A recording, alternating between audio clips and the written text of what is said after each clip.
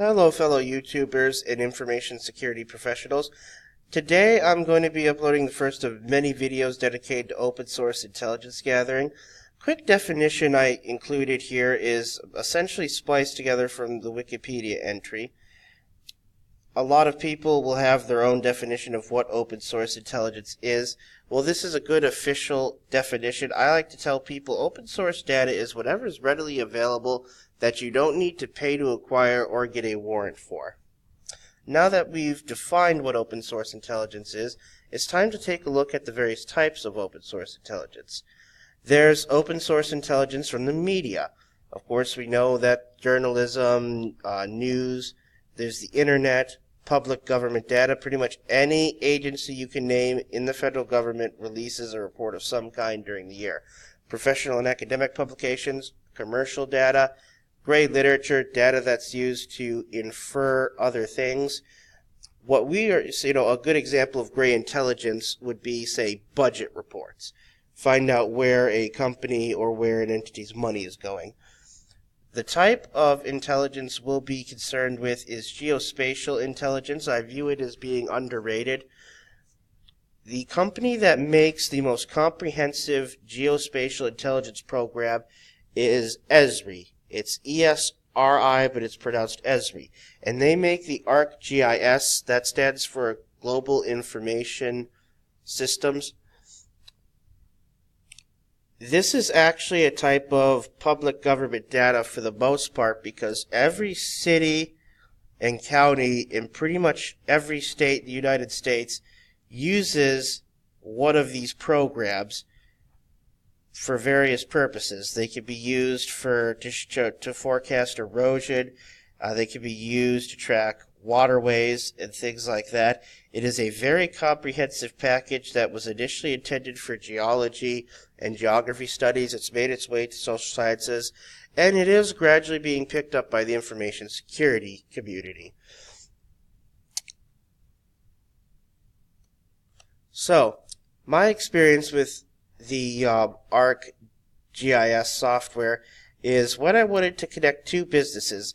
Now, I noticed in Ypsilanti two businesses that were remarkably similar in how they were advertising. They were advertising months apart, but I thought there must be a connection to them, and that was I got the locations. They were both massage parlors that were based out of a private residency.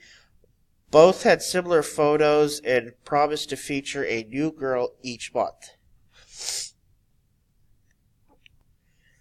As stated before, the counties and cities often make this publicly available data, and here you can see this is Washtenaw County's ArcGIS map, and I've put it here in the search bar the first address at 1035 Madison Street.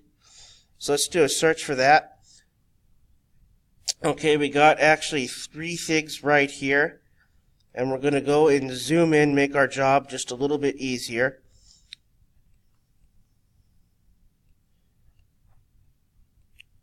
Okay, so what I want to see is if there's any link in records between these two entities.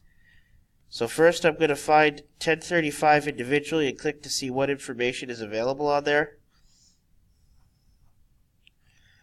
And I get this right here. This is actually a wealth of information. I'm going to zoom in here so you can take a look at that. Okay, so we find out the owner of 1035 Madison Street is Great Arbor Properties.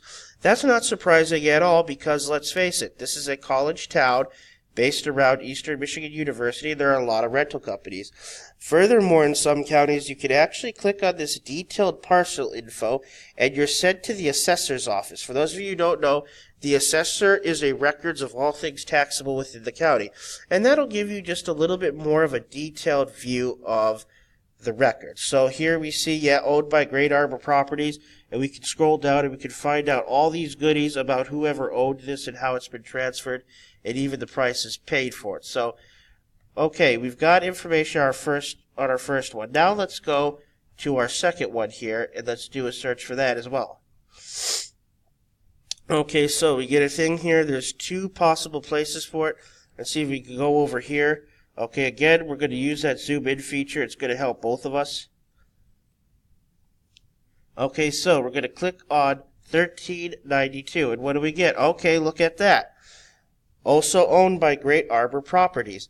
And as you'll note here, K1103400001, every piece of land in Michigan is accounted for and has a parcel number. Find out the parcel number, then you can enter it into the assessor's website, and you'll get the info. And as again, we could go here and we could get all this information from the assessor's office. The reason why I place so much emphasis on geospatial intelligence and records on who owns or who occupies land is actually very simple. Because you have to occupy land. It's not like you could just make it up. You occupy a physical space in a physical reality. So there's going to be some kind of record on who owns it, where it's been transferred, and even sometimes, depending on the county, energy use patterns. So I've decided to end with this slide of a book by Trevor Paglen called Blank Spots on the Map. It's a really good book that talks just about how you can gain a lot of insight through geography and through GIS, as well as through budgets. It's a great book on open source intelligence gathering. I hope you all enjoy it. And as always, if you're wondering how exactly do you hire a business intelligence and open source intelligence gatherer, well, that's very simple. You call this number, send an email to me, and I'll work for you. Thank you.